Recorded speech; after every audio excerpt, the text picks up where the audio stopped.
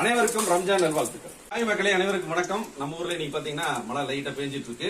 நாளைக்கு ரம்ஜான் வர போறதுனால ஒரு சூப்பரான ஸ்டைல்ல தான் இன்னைக்கு பிரியாணி பண்ண போறோம். Old famous Dindigul Thalappakatti style தான் பண்ண போறோம். ரொம்ப ரொம்ப சிம்பிளான முறையில இது எப்படி பண்ணலாம்னு பார்க்கலாம். வாங்க வீடியோ. திண்டுக்கல் தலப்பாக்கட்டி பிரியாணிக்கு மசால் பொடி ரெடி பண்ணிக்கலாங்க. பிரியாணி மசால் பொடி. அதுக்கு பாத்தீங்கன்னா ஒவ்வொரு பொருளா நம்ம ஜார்ல சேர்த்துக்கலாம். ஒரு ஜாதி பத்திரி, 4 பட்டைத்துண்டு, 2 ஸ்டார் அனீஸ், 4 ஏலக்காய், 5-6 கிராம்பு, 10 முந்திரி பருப்பு, 2 பே லீஃப். இதுல பாத்தீங்கன்னா 1/2 டீஸ்பூன் குருமிளகு, 1 டீஸ்பூன் மல்லி எடுத்து வச்சிருக்கேன், அதையும் சேர்த்துக்கலாம். கொஞ்சமா கல்பாசி, 1 டீஸ்பூன் பெருஞ்சீரகம். இது எல்லாத்தையுமே ஃபைன் பவுடர் அரைச்சு எடுத்தாச்சுங்க. அடுத்தது அதே ஜார்ல ஒரு 5-6 இஞ்சி துண்டு, ஒரு 10 பூண்டு, ஒரு 50 கிராம் சின்ன வெங்காயம். அடுத்தது பாத்தீங்கன்னா நம்ம காரத்துக்கு பச்சை மிளகா தான் ஏட் பண்ண போறோம். மிளகாத்தூள் ஏட் பண்ணதுனால ஒரு 4 பச்சை மிளகா சேர்த்துக்கலாம்.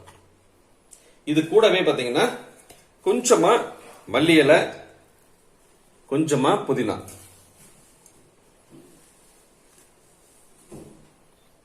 இது எல்லாத்தையும் ஒரு ஃபைன் பேஸ்டா அரைச்சு எடுத்துக்கலாம். ஒரு ஃபைன் பேஸ்டா நம்ம அரைச்சு எடுத்தாச்சு.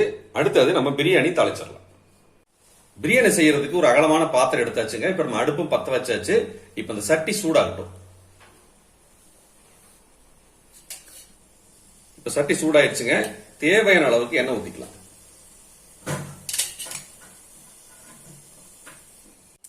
கொஞ்சமா நெய் சேர்த்திக்கலாங்க. ஒரு 2 டீஸ்பூன் நெய் சேர்த்தியாச்சு. இப்ப நம்ம ஏற்கனவே அரைச்சு வச்ச புதினா, கொத்தமல்லி, பச்சை மிளகா, இஞ்சி, பூண்டு இது எல்லாத்தையும் சேர்த்திக்கலாம். இப்ப அரைச்ச எல்லா பேஸ்டும் சேர்த்தியாச்சுங்க. இது நல்லா எண்ணெயில வதக்கி விட்டுக்கலாம். இது வதக்கும் போதே பாத்தீங்கன்னா நல்ல வாசனை கமகமன்னு வருதுங்க.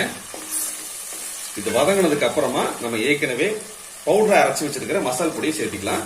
அது வரைக்கும் நல்லா வதங்கணும். இப்ப பாத்தீங்கன்னா எண்ணெயில் நல்லா வதங்கிடுச்சுங்க. கலர் பாத்தீங்கன்னா கொஞ்சம் கொஞ்சமா சேஞ்ச் ஆயிட்டு இருக்கு. இந்த திண்டுக்கல் தலப்பாக்கட்டி பிரியாணி எனக்கு ரொம்ப பிடிக்குங்க. இது பாத்தீங்கன்னா இது சமைக்கிறது பாத்தீங்கன்னா ரொம்ப ஈஸியா இருக்கும்.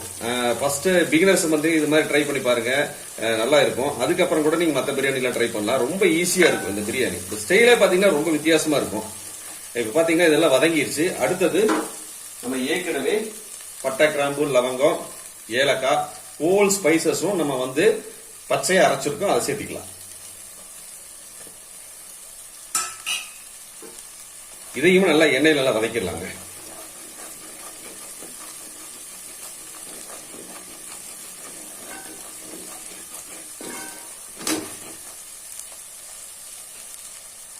இது கூடவே 1 டீஸ்பூன் தனி மிளகாத்தூள் சேர்த்துக்கலாம்.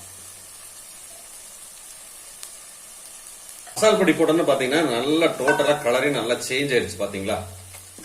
அடுத்தது நம்ம ஒரு 1/2 கிலோ சிக்கனை பீஸ் பீஸா கட் பண்ணி வச்சிருக்கோம், அதை சேர்த்துக்கலாம்.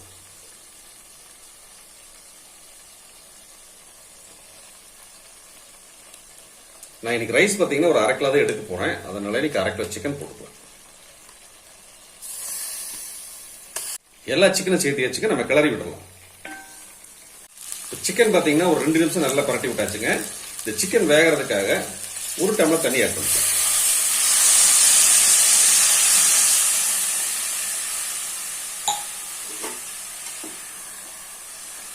ஒரு 5 நிமிஷம் சிக்கன் பாயில் ஆகட்டும். இது கூடவே ஒரு 50 கிராம் தயிர் சேர்த்துக்கலாம்.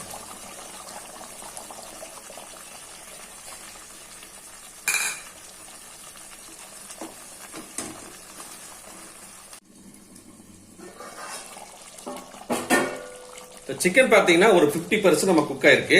இப்ப நம்ம இந்த பிரியாணிக்கு தேவையான தண்ணி ஆட் பண்ணிக்கலாம். நான் இதுல 2 டம்ளர் அரிசி எடுத்திருக்கேன். 4 டம்ளர் தண்ணி ஆட் பண்ணணும். ஏற்கனவே நம்ம 1 டம்ளர் ஊத்தியாச்சு. மீதி 3 டம்ளர் ஆட் பண்ணிக்கலாம்.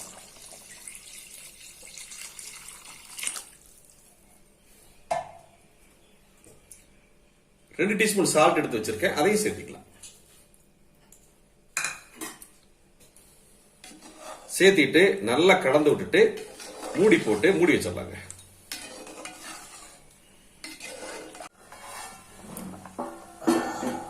தண்ணி நல்லா கொதிச்சிருச்சுங்க.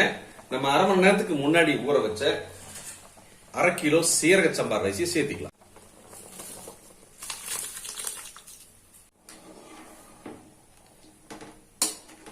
எல்லாத்தையுமே ஒரு தடவை கலந்து விட்டுறலாங்க.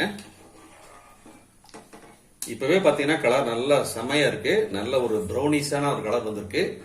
அடுத்தது பாத்தீங்கன்னா ஒரு அரை லெமன் வந்து ஜூஸா புழிஞ்சிருக்கேன். அதை சேர்த்திக்கிட்டு கொஞ்சமா புதினா கொத்தமல்லி இலை சேர்த்திக்கலாம்.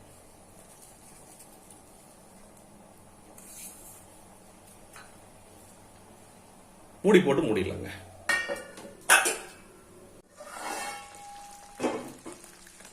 ரைஸும் தண்ணியும் சம அளவு வந்துருச்சுங்க. நம்ம தம் போட்டுடலாம்.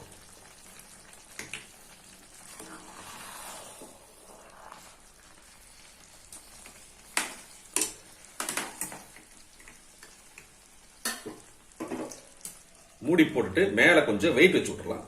வெயிட் வச்சுட்டு மீடியமான ஒரு ஃப்ளேம்ல ஒரு 10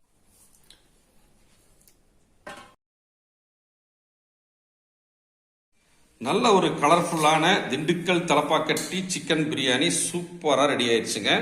நானும் சாப்பிட்டு பார்த்தேன். நல்லா டேஸ்டா இருந்தது. இதே மாதிரி நீங்களும் ட்ரை பண்ணி எப்படி இருக்குன்னு சொல்லி கமெண்ட்ல சொல்லுங்க. எங்க வீடியோ பிடிச்சிருந்தா லைக், ஷேர் பண்ணுங்க, கமெண்ட் பண்ணுங்க. மறக்காம எங்க சேனலுக்கு சப்போர்ட் பண்ணுங்க, சப்ஸ்கிரைப் பண்ணுங்க. அனைவருக்கும் இனிய ரம்ஜான் வாழ்த்துக்கள்.